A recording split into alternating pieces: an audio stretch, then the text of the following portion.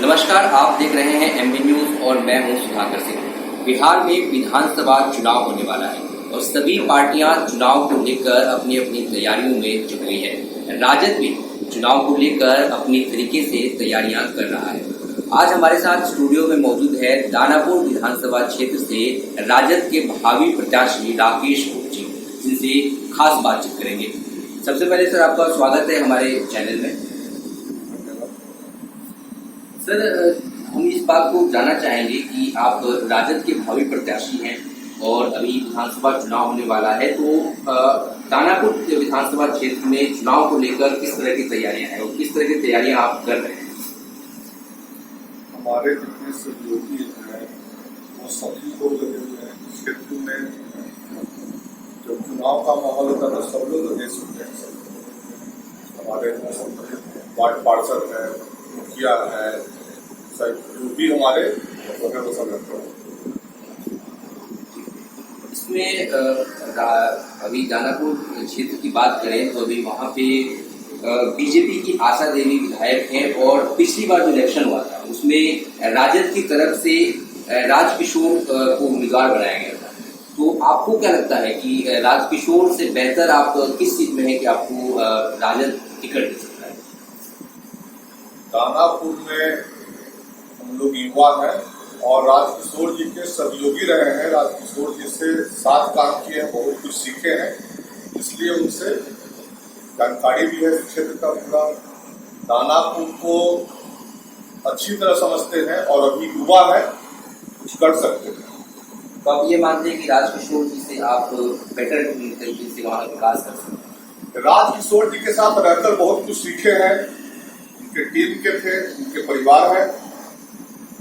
ठीक है, मतलब आप वहाँ के जो क्षेत्र की जो समस्या है उससे वाकिफ हैं और अगर आपको जनता चुनती है तो आप वहाँ विकास कर सकते हैं। तो अपनी दानापुर क्षेत्र में ऐसी कौन सी समस्या है जिससे जो वहाँ के लोग हैं वो जूझ रहे हैं?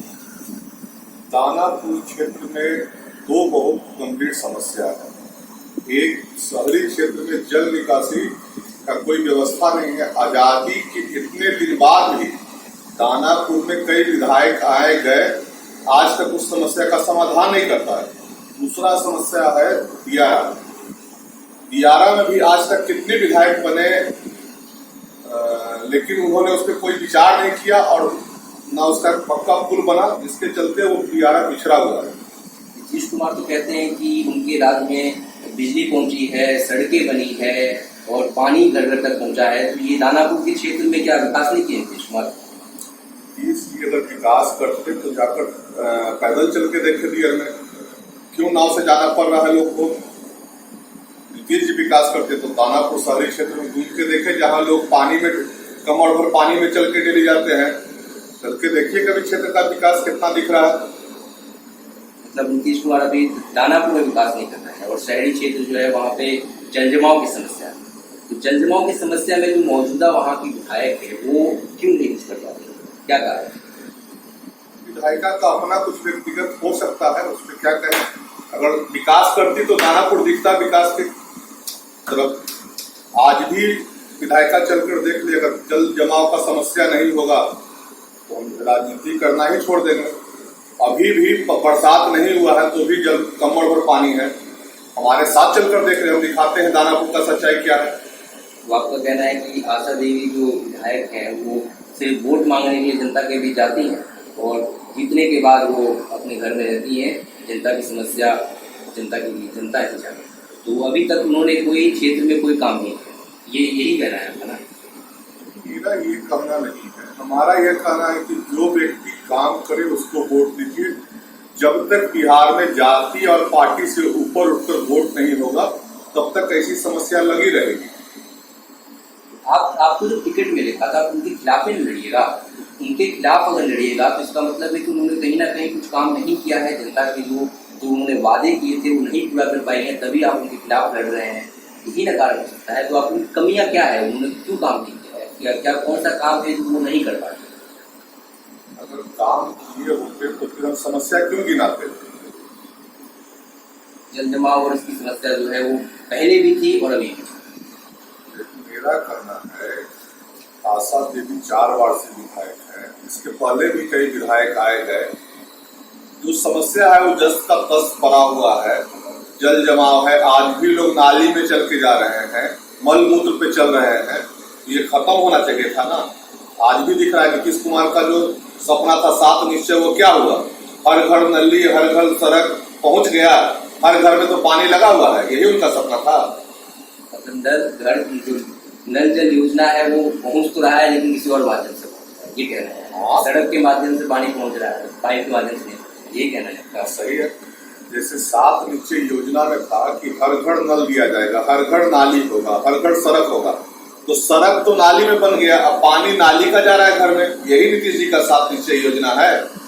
अगर यही है विकास तो हम एक्सेप्ट करते हैं। दानापुर में 7 निश्चय योजना जो नीतीश कुमार का है वो फेल साबित हो रहा है। इसमें एक और चीज मैं आपसे पूछना चाहूंगा कि अभी कोरोना काल चल रहा है, लोग कोरोना से ग्रसित हैं और राजद भी ये चुनाव आयोग से अपील कर चुका है कि बिहार में चुनाव को इस समय टाल दिया जाना चाहिए, क्योंकि बिहार की स्थिति ऐसी नहीं है। लेकिन चुनाव आयोग ने फैसला किया है कि बिहार में चुनाव होगा। तो ऐसे में अगर कोरोना काल में बिहार में चुनाव होता है तो इससे आम लोगों को या दानापुर क्षेत्र में अगर चुनाव होगा तो वहाँ के लोगों को कैसी समस्याएं होंगी और लोग किस तरह से प्रभावित होंगे, इस पर आप जरा बयान करें।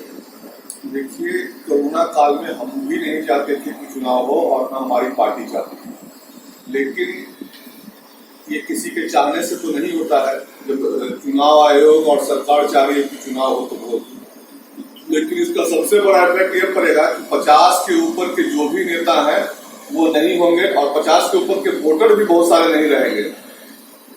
तो नीतीश जी ये चाहते हैं कि युवा नेतृत्व में जाए।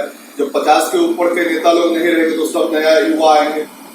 नहीं, चुनाव आयोग ने पूरी व्यवस्था की है ना। चुनाव जब वोट डालने को जाएगा तो पूरी व्यवस्था और पूरी गाइडलाइन जारी करके तो इसके अलावा भी अगर वो गाइडलाइन जारी किया गया है, उसके अलावा भी कोई समस्या है जो आम जनता को झेलनी पड़ सकती है चुनाव के दौरान कोरोना काल में? कोरोना काल में क्या व्यवस्था की है? पूरा गाइडलाइन क्या है? गाइडलाइन में सोशल डिस्टेंसिंग का ख्याल रखा जाएगा, मास्क का यूज किया जाएगा, जो बीमार व्यक्ति है उसको बूथ पर नहीं जाने दिया जाएगा। बूथ पे पहले जो संख्याएं थी उसको भी कम किया गया है, एक बूथ पे ज़्यादा लोग नहीं जा पाएंगे। और भी कई ऐसी चीज़ें हैं, वहाँ पे जो कर्मचारी होंगे उनको भी सेफ रखा जाएगा। सेफ रखने के लिए कई चीज़ों का यूज किया जाएगा। तो इस तरह की गाइडलाइन है और चुनाव आयोग तैयार है। इसके बावजूद भी आपको लगता है कि जो कोरोना काल में चुनाव हो रहा है इससे आम जनता जो है सुरक्षित है? देखिए, नीतीश जी 60 प्लस के हैं, सीनियर सिटीजन, और वो जो कह रहे हैं क्या हर वोटर को पीपी किट देंगे? चुनाव आयोग हर व्यक्ति को पीपी किट देगा और हर का इंश्योरेंस करेगा। चुनाव में वोट देने के बाद जो लोग मर जाएंगे उनको क्या करेंगे? चुनाव में जो नेता खड़ा होंगे क्या वो पब्लिक से डिस्टेंस मेंटेन कर पाएंगे? हम लोग चुनाव लड़ेंगे तो हम लोग को कोरोना नहीं होगा, एकदम होगा और हर हाल में होगा। इसका अगर बचाव का कोई उपाय है तो हमको नीतीश जी बताएं या चुनाव आयोग बताए। लेकिन चुनाव होना है तो चुनाव लड़ना है तो लड़ेंगे, हम लोग की तैयारी है।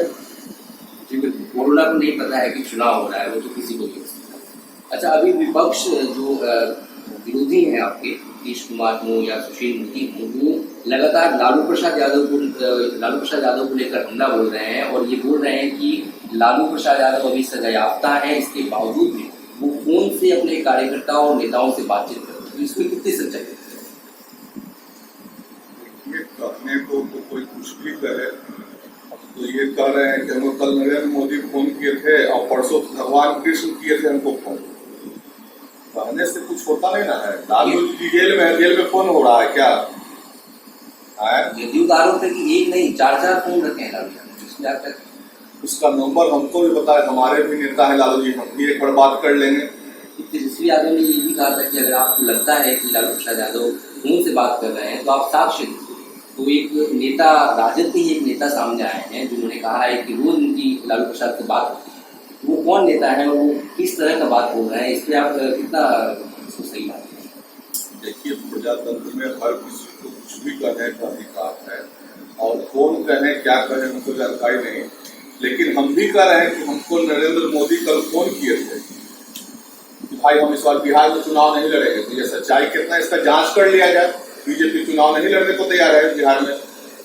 क्या आपको लगता है कि बिहार में भी इलेक्शन होने वाला है और लालू प्रसाद यादव इलेक्शन को अच्छे से हैंडल करते हैं, तो विरोधियों को ऐसा लग रहा है कि कहीं वो बाजी ना मार जाए, इसीलिए विरोधी जो है आरोप लगा रहे हैं लालू प्रसाद यादव पर कि वो उनसे बात कर रहे हैं या उनसे नाम मिलने के लिए कोई राजद में कोई नेता उनसे नाम मिलता है, ना बातचीत करे, इसलिए इस तरह का आरोप जो है लालू प्रसाद यादव पर लगाया जा रहा है। ऐसा लगता है आपको? देखिए, आज लालू जी को गए हुए 15 साल का समय हो गया और नीतीश जी और सुशील कुमार मोदी को आए हुए 15 साल। लालू जी को ना एमपी का चुनाव लड़ना है, ना एमएलए का चुनाव लड़ना है, तो फिर उनका बात करके इनका पास कोई मुद्दा ही नहीं। लालू यादव राष्ट्रीय जनता दल को नेतृत्व करते हैं, तो वो पार्टी को जानते हैं, समझते हैं कि क्या बात करने से, किस तरह की बात करने से पार्टी को आगे बढ़ाया जा सकता है, चुनाव में जीत हासिल की जा सकती है। तो अगर विरोधियों को, आपके विरोधियों को ये लगता है कि लालू प्रसाद यादव गाइडेंस अच्छा कर सकते हैं अपने नेताओं से बातचीत करके, तो यही कारण क्या हो सकता है कि जो विरोधी है आपके, वो लगातार ये सवाल उठा रहे हैं कि लालू प्रसाद यादव लेटर लिख रहे हैं, सजा याफ्ता होने के बाद भी फोन से बातचीत कर रहे हैं, ताकि जो लालू प्रसाद यादव और जो उनके कार्यकर्ता है उनके बीच में जो कन्वर्सेशन हो रही है, बातचीत हो रही है, उसको बाधित किया जा सके। क्या आपको लगता है कि यही कारण? आप कह रहे हैं, अगर उसमें सच्चाई हो, जब हम मोबाइल से बात करेंगे तो फिर लेटर क्यों लिखेंगे?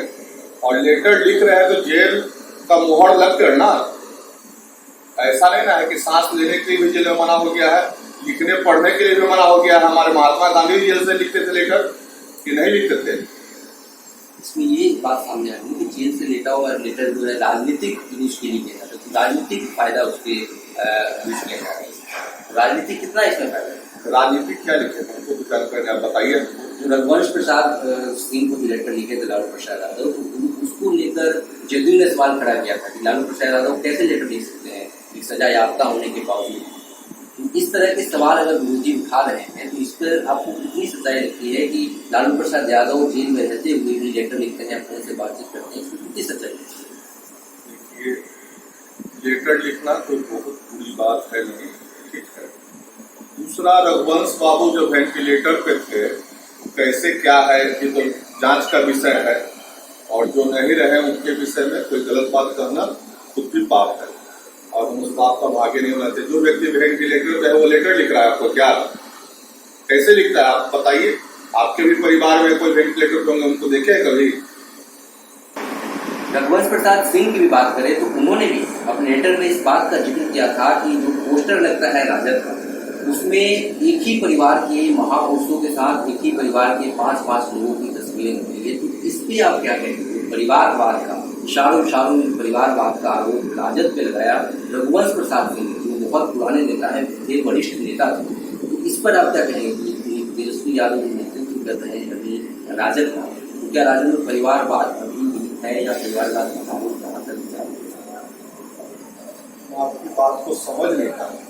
देखिए, रघुवंश प्रसाद सिंह ने एक लेटर लिखा था, उस लेटर में इस बात का उनका एक ध्यान दिया था, और लेटर में इस बात का भी जिक्र था कि एक राजद के पोस्टर में महापुरुषों के साथ साथ एक ही परिवार के 5-5 सदस्यों के फोटो होते थे, क्योंकि कहीं ना कहीं परिवारवाद की तरफ उनका इशारा था, और जो वरिष्ठ नेता है राजद के, उनको इग्नोर करने का उनका एक संकेत था कि राजद में वरिष्ठ नेता है उनको इग्नोर किया जा रहा है। इस पे आप कितना आपको इसमें सच्चाई लग रहा है कि जो राजद में जो वरिष्ठ नेता है उनको क्या इग्नोर किया जा रहा है, दरकिनार किया जा रहा है? क्योंकि अभी भी आप पोस्टर देखेंगे तो उसमें युवा सोच, युवा सरकार तेजस्वी यादव के पोस्टर में लिखा हुआ रहता है।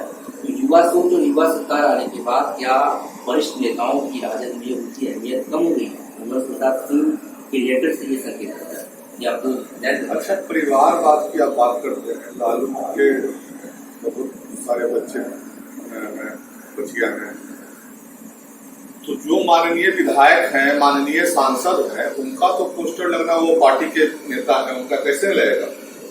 और जो पुराने सीनियर नेता हैं सभी का सम्मान होता है। जगदा बाबू है, क्या उनको नहीं मिलता है? रामचंद्रपुर में उनका पोस्टर नहीं मिलता है? मान लीजिए तेजस्वी जी माननीय विधायक है, तेज प्रताप माननीय विधायक है, मीसा भारती माननीय सांसद है, राबड़ी देवी माननीय विधान पार्षद है, तो उनका फोटो लग रहा है, तो इसमें कोई बुरी बात तो है नहीं। तो आपको लगता है कि इसमें कोई बुरी बात नहीं है, या कोई अलग चीज या परिवारवाद या जिस तरह का संकेत रघुवंश प्रसाद सिंह ने दिया वैसा कुछ नहीं, राजद वैसा कुछ नहीं? देखिए, रघुवंश बाबू क्या कहें, अब तो है नहीं, उनके विषय में ज्यादा बात करना अच्छी बात नहीं है। लेकिन जो माननीय विधायक हैं, माननीय नेता हैं, उनका पोस्टर हर जगह लगता है और पार्टी के वो विधायक हैं, माननीय सांसद हैं। अगर नहीं है और उसके बाद लगता है तब गलत है। लालू जी की और भी बच्ची हैं, क्यों नहीं उनका फोटो लग रहा है? अगर परिवारवाद की बात करते हैं तो जो राजनीति में है उनका फोटो है नहीं, तो हमको बताइए, हम भी देखें थोड़ा एक। ठीक है, ये तो परिवारवाद की बात होगी, लेकिन जो आपके विरोधी एक और चीज को लेकर राजद को काफी पीटते हैं, वो है लालू प्रसाद के शासनकाल। क्योंकि 15 साल लालू प्रसाद का शासनकाल भी था, 15 साल नीतीश कुमार का भी शासनकाल था, 15 बनाम 15।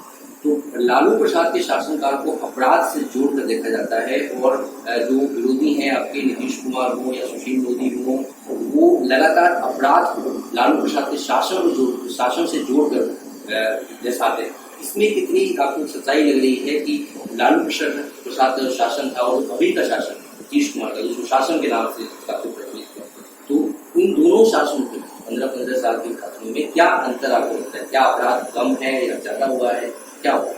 देखिए, लालू जी के शासन काल में भी हम लोग देखे हैं, ठीक है। हम लोग अगर अपराध करना तो आज आपके सामने बैठे होते। लालू जी के शासन काल को तो बदनाम किया गया। सुशील कुमार मोदी कहते हैं कि लालू जी ये किए वो किए। सुशील कुमार मोदी जी को हम अपने आंख से देखे स्कूटर चलाते हुए, ठीक है ना। और आज सुशील कुमार मोदी का लोदीपुर में मिशन स्कूल था, उसको तोड़कर उतना बड़ा मॉल, क्या उनके दादा परदादा का जागीर था जिसको वो बनवा रहे हैं, वो भी एक बहुत बड़ा घोटाला है। आज नहीं तो कल वो तो सरकार का संपत्ति है। और लालू जी के शासनकाल में 2-4-5 कमी है, हमको बताइए, क्योंकि हम भी उसी समय से आना हुए और उस समय से देखते आ रहे हैं। अगर ऐसा ही होता तो आज आपके सामने बैठे रहते, हमारी भी हत्या हो जाती। ये कमियां निकालना देखिए विरोधियों का काम है, आपके विरोधियों का काम है आपकी कमियां निकालना, वो इलेक्शन के टाइम में डाला जाता है। लेकिन जो मैं आपसे बस यही जानना चाहता था कि जो अपराध में है बिहार में सुशासन बाबू के नाम से नीतीश कुमार जाने जाते हैं, तो बिहार में क्या आपको लगता है कि सुशासन बाबू इस नाम से जाना जाते हैं? बिहार में उतना सुशासन है, भ्रष्टाचार को लेकर हो या कानून व्यवस्था को लेकर हो, जो हत्याएं होती है या जो क्राइम बढ़ रहा है या कम हो रहा है, तो इस पे आपको लगता है कि लगाम लगी है नीतीश कुमार शासन? बहुत लगा। नीतीश कुमार के शासन काल में पहले नेता को अफसर समझते थे नेता। आज आप एक पैरवी करने जाइएगा तो दरोगा जी कहते हैं कि नेताजी 10,000 रुपया दीजिए तो निकम्मा कर देंगे।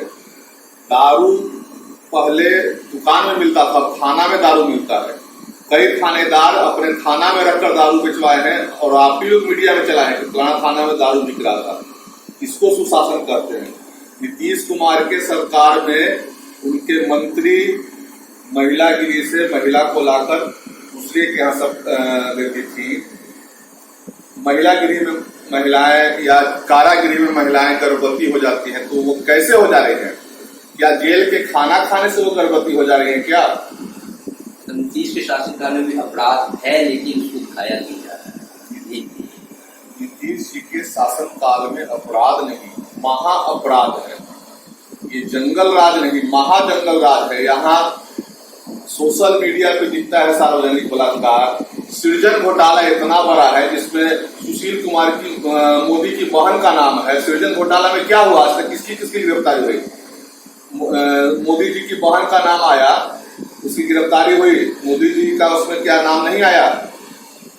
बहुत सारे लोग हैं, सरकार है जब तक मोदी जी नीतीश जी बचे हुए हैं। बालिका गृह का क्या मामला है? उसमें नीतीश जी का कुछ ध्यान आता है? कौन कौन उसमें पकड़ा है, क्या हुआ? इन सभी मामलों को दबा दिया गया। दबा दिया गया तो आप अभी सत्ता में है तब ना दाब दिए। जब हम लोग आएंगे तो उजागर करेंगे ना। हम लोग जेल का डेंटिंग इस पे आप वोट मांग सकते जनता से कि जो भी नीतीश कुमार की जो भी गलत काम है या जो भ्रष्टाचार उनके शासनकाल में हुआ है, तो अगर आप आए, अगर जनता के बीच में उम्मीदवार बनने के बाद जनता के बीच में जाएंगे, तो ये आपका मुद्दा होगा कि मैं जब जीतूंगा तो इस बात को उठाऊंगा कि नीतीश कुमार ने जितने भी घोटाले करवाए हैं उसका उजागर होगा। ये आप लेके जाएंगे? देखिए, इस समय हम लोग सदन में होंगे तो नीतीश कुमार जी को क्या करेंगे वो नीतीश कुमार जानते हैं। नीतीश कुमार के राज में दानापुर में भी एक नाला बना था, वो तातिया कंस्ट्रक्शन को दिए थे, जो आज तक चालू नहीं हुआ। उस पैसे का हिसाब दे। दानापुर में सौगना मोड़ गोलंबर बना, उसको जाकर देख लीजिए कितना करोड़ का बना। उस गोलंबर को आप अपने से जाकर उस पर देखिएगा कितना करोड़ रुपया लागत है। क्या वो घोटाला नहीं है? जितना करोड़ वहां दिख रहा है उतना करोड़ में बिल्डिंग खड़ा हो जाएगा, वहां उतना करोड़ में गोलंबर है। नीतीश कुमार तो इसी विकास मॉडल पे वोट मांग रहे हैं कि मैंने इतनी सारे विकास किए हैं, सड़कें बनाई या इतने सारे प्रोजेक्ट जो है वो लॉन्चिंग हुआ, सबका उद्घाटन किए हैं, तो इसी विकास के नाम पे वो वोट मांग रहे हैं। तो लगता है आपको जनता अब इस बार वोट देने वाली है नीतीश कुमार को इसी विकास मॉडल पे? नीतीश जी को अगर इतना ही घमंड है अपने विकास पे, तो हम चैलेंज करते हैं कि वो दानापुर विधानसभा क्षेत्र से चुनाव लड़कर दिखा दें, उनका विकास दिख जाएगा। मतलब सीधे से आप खारिज करते हो उनके विकास को, जो उनको मॉडल जो गिनाते हैं, तो उनको चैलेंज करते हैं कि आप चुनाव लड़िए और जीत के दिखाइए। सीधे से खारिज नहीं करते हैं आपको।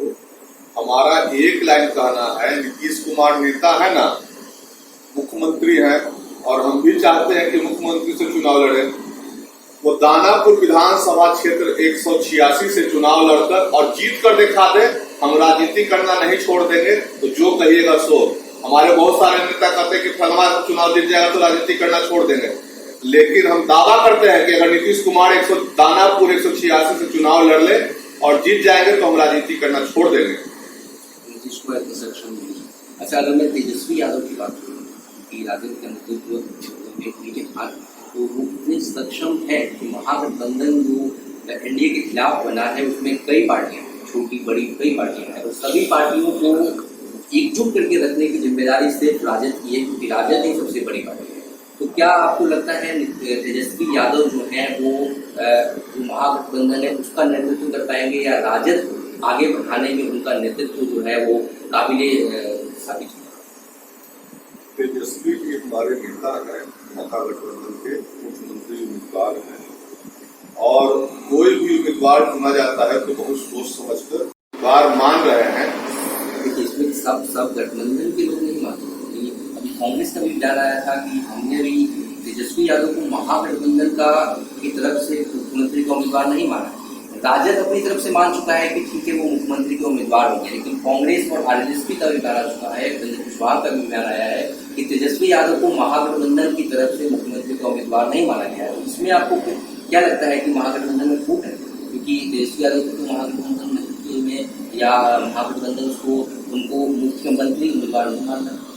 देखिए, महागठबंधन में किसी भी प्रकार का विरोध नहीं है, और महागठबंधन के उम्मीदवार तेजस्वी यादव भी मुख्यमंत्री होंगे, इसमें कोई प्रश्न चिन्ह नहीं लगा हुआ है। सभी लोग एक साथ हैं, और हमारे सीएम के उम्मीदवार तेजस्वी यादव हैं, ये सभी लोग को मालूम है।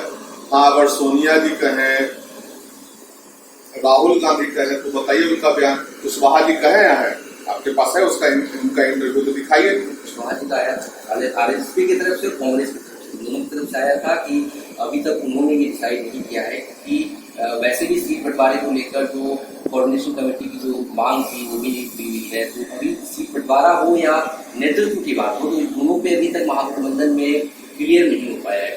कोई पार्टी कुछ बोलती है, कोई पार्टी कुछ बोलती है। सिर्फ राजद बोलती है कि तेजस्वी यादव महागठबंधन की तरफ से सीएम उम्मीदवार। देखिए, महागठबंधन से सीएम उम्मीदवार तेजस्वी यादव होंगे, इसमें किसी भी प्रकार का कोई प्रश्न उठाना बेकार बात है। और गठबंधन में जो भी लोग रहेंगे वो उनको मंजूर है, वो भी जानते हैं। बाकी हम लोग भी मान लीजिए कुछ कर दिए, कोई कुछ कर दिया, इस बात का कोई वैल्यू होता नहीं। पार्टी नेतृत्व की बात है, गठबंधन नेतृत्व से चलता है, कोई छोटा मोटा नेता से नहीं चलता है। मान लीजिए हम कह देंगे तो हमारे पास से गठबंधन टूट जाएगा, ऐसा नहीं हो सकता है। हम लोग किसी एक क्षेत्र को नेतृत्व करते हैं, बाकी गठबंधन पूरे बिहार का है, तो कैसे होगा? इसलिए तेजस्वी यादव सीएम उम्मीदवार है, इसमें कहीं कोई शंका नहीं है। अगर कोई कह रहा है तो उसको ऐसा नहीं निकाल दीजिए। तेजस्वी यादव सीएम पद के उम्मीदवार है महागठबंधन। अच्छा, अंत में जाते जाते दानापुर क्षेत्र में जो आप भावी प्रत्याशी हैं, उम्मीदवार बनेंगे, तो जनता से जो हमारे व्यूअर्स हैं उनके लिए कोई संदेश जो आप कहना चाहते हैं अपने वोट लेने के लिए, या जो वहाँ की कमियाँ हैं या वहाँ के जो एमएलए हैं जो वहाँ की चीज़ों को पूरा नहीं कर पा रहा है, इसको लेकर जनता को संदेश क्या देना चाहिए? देखिए, दानापुर विधानसभा क्षेत्र में आज तक बहुत सारी कमियां हैं। इतना बड़ा क्षेत्र होने के बाद सैनिक एरिया है, बच्चे लोग तैयारी करते हैं, लेकिन सबसे बड़ा समस्या यह है कि एक भी प्लेग्राउंड दानापुर विधानसभा क्षेत्र में नहीं है, जहाँ 3 लाख की आबादी है। दूसरा है दियारा क्षेत्र है, जो हर साल बाढ़ में डूबता है। आजादी के बाद आज तक पक्का पुल का निर्माण नहीं किया गया, ये भी दुर्भाग्य की बात है। शहरी क्षेत्र में लोग कहाँ काम किए विधायक, और हमारे माननीय विधायक या माननीय सांसद कहाँ काम किए अपने विकास निधि से, जो दिखता नहीं है। अगर है तो हमको भी दिखाइएगा, क्योंकि हम भी दानापुर में ही रहते हैं और घूमते हैं। कभी कभी उसी नाली में मलमूत्र में चलकर अपने क्षेत्र का भ्रमण करते हैं। तो ये सब समस्या है, और जो काम करे उसको वोट होना चाहिए, ठीक है ना, और जाति और पार्टी से उठकर। दूसरा, दानापुर को अपराध मुक्त भी रखने का प्रयास करना चाहिए। तो ये थे हमारे साथ दानापुर विधानसभा क्षेत्र से राजद प्रत्याशी राकेश पहुंचे। तो ताजा तरीन खबरों को जानने के लिए देखते रहिए MB न्यूज।